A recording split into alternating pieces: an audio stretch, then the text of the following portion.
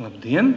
Tātad mana tēma ir veltīta Majoru bērnu namam, jeb oficiāli valsts Majoru bērnu namam.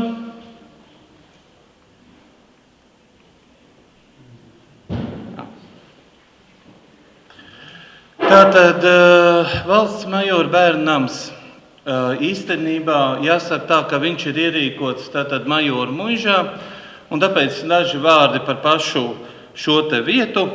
Muiža ir izveidojusies 17. gadsimtā, un faktiski šai vietā ir atradušā, tā nav bijusi liela tāda, prezentabla vieta, bet bijusi neliela muižiņa, faktiski, kur ir saimniekoši un apkalpots apkārtējās zemes teritorijas. 1910. gadā tiek uzbūvēts tagad arī fotografijā redzamais Majoru muižas jaunā māja, kas vairāk skaitījās kā vasaras rezidence, jeb medību pils. Un baroniem Firksiem viņa pieder līdz 1920. gadam. Pēc tam nams un zeme tiek nacionalizēti, un muižā faktiski iekārtojas Majoru dubultu labdarības biedrība. 22. gadā telpas īslaicīgi pārņem Rīgas apriņķa 1. rajona valsts zemi pārziņu kanceleja, bet no 23. gada tiek pieņemts lēmums, ka tur atradīsies valsts ierēdņu sanatorija. Sakarā ar to, kad māja ir liela un māja ir būvēta tā, lai viņā uzturētos visu gadu, bet sanatorijā faktiski ierēdņiem bija paredzēta tikai vasaras mēnešos, tad tika nolēmts, ka namām ir vajadzīga jauna funkcija, jādod ir iespēja, citai iestādei šeit būt. Un tā rezultātā tiek pieņemts lēmums, ka šeit atradīsies zīdaiņu nams. Bet kāpēc tad vispār šie zīdaiņu, ja bērnu nami ir izveidoti? Tātad pēc Pirmā pasaules kara pašvaldībām pastāv savi bērnu nami, jeb bērnu patversmes, bet tiek pieņemts lēmums, ka tiks veidoti valsts pārziņā esoši valsts zīdaiņu nami. Iemesls ir ļoti vienkārši, ir ārkārtīgi daudz pamestu atstātu bērnu, īpaši proporcionāli daudz ir tā saucamo ārlaulībā dzimušo bērnu vai bērni, kur ģimenes tēvi ir gājuši bojā vai no slimībām, vai brīvības cīņu laikā, vai citu iemeslu dēļ nav ģimenes spējīgas parūpēties par šiem bērniem. Un ļoti daudz ir tā saucamo bērnu, kas tiek atrasti uz ielām, atrasti pie iestādēm, ļoti daudz tiek atstāti baznīcām, pie sakrālām iestādēm, pie klosteriem, bet ir bieži arī gadījumi, kad tāpat kā mūsdienās tiek izmesti miskastēs, tas ir ne miskastēs, bet atkritumu kādās, vietās. Un tā rezultātā tiek pieņemts lēmums, kad šie bērni jāveido šādi specializēti nami, bet valsts, ne pašvaldību. Te jūs varat redzēt arī rādītājs, lielākā daļa no bērniem bija ārlaulībā dzimušie bērni, un tas procentu skaits īstenībā ir ļoti augsts. Jāatcerās arī, ka tolaik bija arī sabiedrībā ļoti noteikti savas ētikas morāles lietas, kā rezultātā bieži vien šīs vientuļās mātes varēja zaudēt arī darbu, bieži vien arī nebija spējīgs rūpēties par šiem bērniem, un arī šie bērni tika uzskatīti par tādiem, kā saka sabiedrībā, nepieņemamām lietām.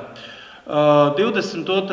gadā Tautas labklājības ministrijas vicedirektors Oskars Sīls izdeva noteikumus par bērnu uzņemšanu valsts zīdaiņu patversmēs, un tajos arī tika noteikts, ka tiek uzņemti bērni līdz 3 gadu vecumam, bet jāsaka tā, ka jau faktiski pēc pāris gadiem šie noteikumi tiek mainīti, un šais zīdaiņu namos, jeb mazbērnu namos, bērni tiek turēti līdz 4, 5, 6 gadu vecumam, faktiski līdz brīdim, kad sāk iet skolās.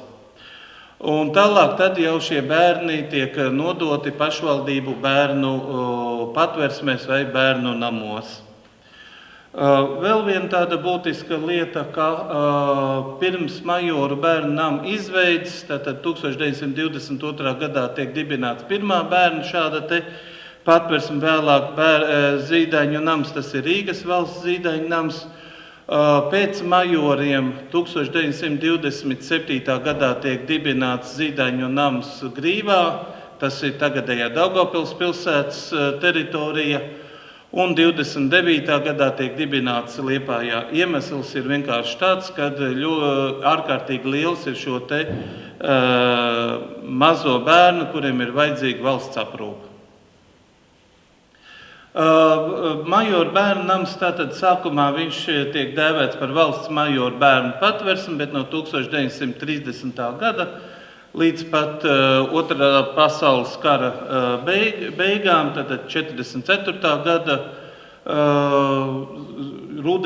rudenim par valsts majoru bērnu namu. Un jāsaka tā, ka tas bērnu skaits īstenībā ir ļoti liels, ja pašā sākumā 24.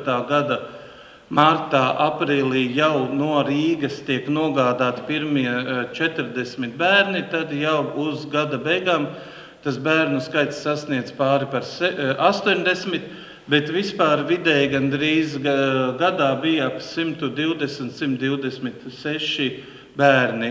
Lielākoties tie ir bērni vecumā no gada līdz aptuveni 4 gadu vecumam. Ja gadījumā bērnu nav iespējams atdot pašvaldībai, tas ir kurā bērns ir vecāki, teiksim, vai bērns ir atrasts, ir reģistrēts, tad bērns tiek turēts līdz skolas vecumam, un vēl daži atsevišķi atkāpes. Vēl noteikumos bija tāds, ka šajos te bērnu namos vai Zīdaiņu namos vai patversmēs bērni netiek uzņemti tie, kuri ir slimi. Ļoti liels procents ar bērniem slimo ar venēriskām slimībām, bieži vien arī piedzimst ar venēriskām slimībām, kas ir mantotas no vecākiem, no mammām, tā jāsaka. Bērni, kas ir slimi ar tuberkulozi, kas ir ģimenē mantoti, iegūti šoreiz jāsaka, un bērni, kā tolaik tiek defektīvie bērni, tātad bērni ar garīgām vai fiziskām kaut kādām veselības problēmām. Garīgi slimie bērni lielākoties nonāca valsts dažādās psihiatriskās slimnīcās, un savukārt fiziskām problēmām, vai tie ir kurlie bērni, vai tie ir akli bērni, vai ar kādiem citām, tad nonāca attiecīgi citās aprūpas vietās. Tātad bērnu namā 10 gadu laikā, kopš pastāvēja, tātad ir uzturējušies vairāk kā 940 bērnu, un te arī varat redzēt, ka lielākā daļa šo bērni nākuši no valsts Zīdaiņu namiem, tātad pārsvarā tas ir no Liepājas un Rīgas, jo bieži bija situācija, kad no Majoriem bērns atkal pārveda uz Grīvu. Bērni nebija piesieti konkrētam reģionam. Ja bērns ir piedzimis tur, teiksim, Liepājas pusē, tad viņš būtu arī turams Liepājā. Nē, ja bija brīva vieta Majoros, tad turēja Majoros. Ja bija brīva vieta Daugavpilī, tad ved uz Daugavpili. Tas ir uz Grīvu. Un tikai 216 bērni nāca no ārienes. Ko tas nozīmē? Tas nozīmē, tie ir bērni, kas ir vai nu atrasti kā pamesti bērni, vai tie ir no kādām pašvaldībām, no ģimenēm izņemtie bērni. Vēl interesanti, ka bērnus varēja arī adoptēt un nodot audzināšanā ģimenēm. Ko nozīmē adopcija? Tātad bērns ir pilnībā atdots šai te ģimenei. Ko nozīmē nodot audzināšanā ģimenē? Bērnu var atgriezt atpakaļ šajā te bērnamā. Un šādu te gadījumu īstenībā nav retums, jo tolaik tas tika kultivēts, lai šie te mazie bērni kaut vai pāris nedēļas, pāris mēnešus dzīvo ģimenēs, izjūt, ko nozīmē ģimene, mātes un tēva mīlestība, un pēc tam bieži vien tas ir vasaras mēnešos, un pēc tam bērns var atgriež atpakaļ šai gadījumā majoru bērnu namām. Vēl bieži ir gadījumi, kad arī mammas, kuras ir, neteiksim, pametušas savus bērnus, bet nodevuši valsts gādībā.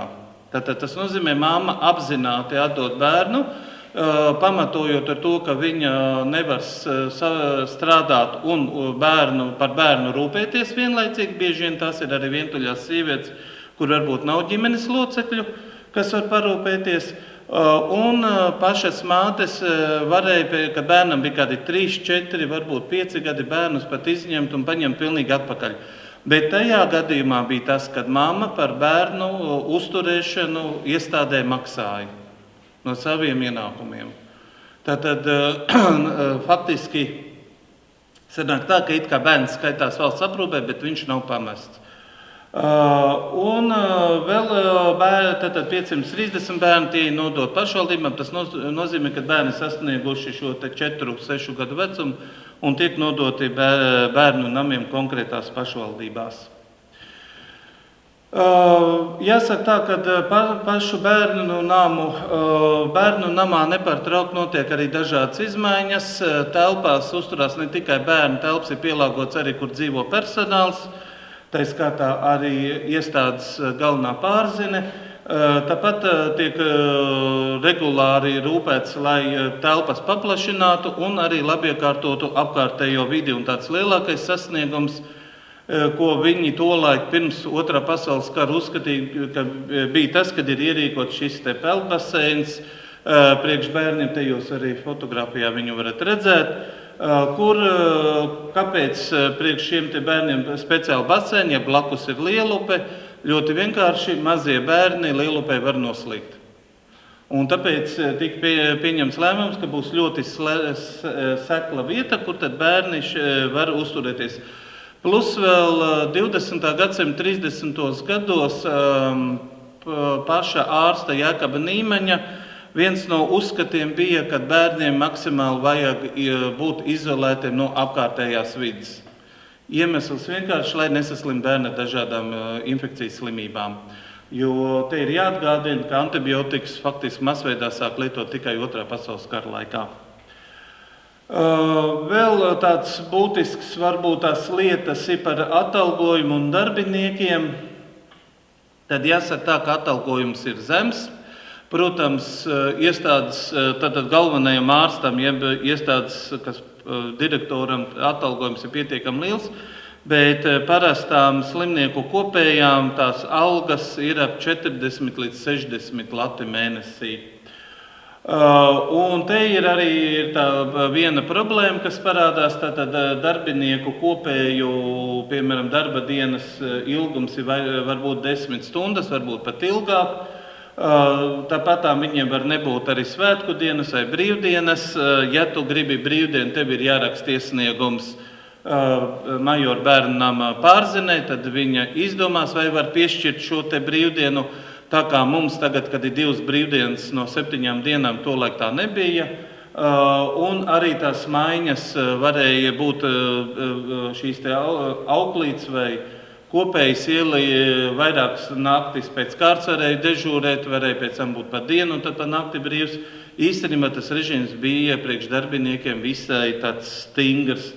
Un te jūs varat arī redzēt, ka tas kopējai, cik liels arī tas bērnu apjoms uz vienu kopēju, tas personāls arī nav tik liels priekš tiem laikiem.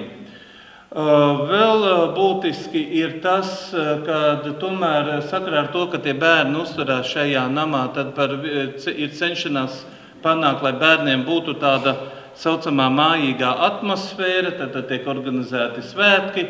Bērniem tiek arī atzīmētas dzimšanas dienas, protams, pasniedzot kādas mazas dāvanas.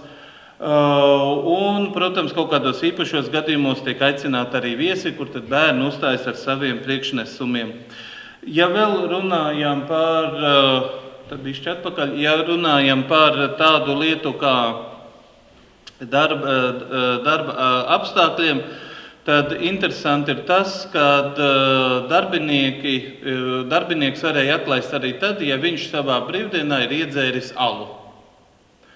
Ja viņš ir pieķerts ārpus, kaut vai nevis pašā bērnamā, bet ārpusē uz ielas kaut kur dzeram alu, tad viņam varēja tik pavēlēts rakstīt paskaidrojumu, jo tai laikā arī bija ļoti daudzas valsts iestādēs bija tā saucamās pretalkohola kampaņas.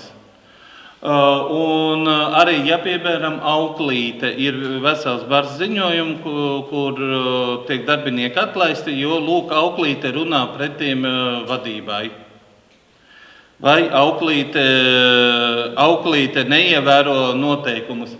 Tā kā runa ir par šiem 30. gadiem, un atcerēsimies, ka 29. gadā ir lielā depresijas laiks sākas Amerikā, tad zaudēt darbu cilvēkiem tolaik bija ļoti liels bailes, un viņi bija gatavi darīt visu, lai saglabātu savas darba vietas. Vēl runājot nedaudz par adoptēšanu, tad procesu, kā dabūt bērniņu savā ģimenē, tad bija jāgriežās vai nu pie Tautas labklājības ministrijas vai Rīgas pilsētas aizgādības valdē, uzrakstot iesniegumu. Tad tika norīkota speciāla tāda kā komisija, kas izvērtēja apstākļus, izvērtēja arī adoptētājs. Tad apstākļus tas ir gāja uz mājām skatīties, kādi ir apstākļi, kā cilvēki dzīvo. Un bērnus adopcijai deva tātad no Rīgas vai Majora bērnu nama, bet arī no Liepājas Zīdaiņa nama, jo tur bija bērni, kas bija vecumā līdz 2 gadu vecumam. Tā kā arī varēja tos bērnus adoptēt. Vēl būtiski ir tas,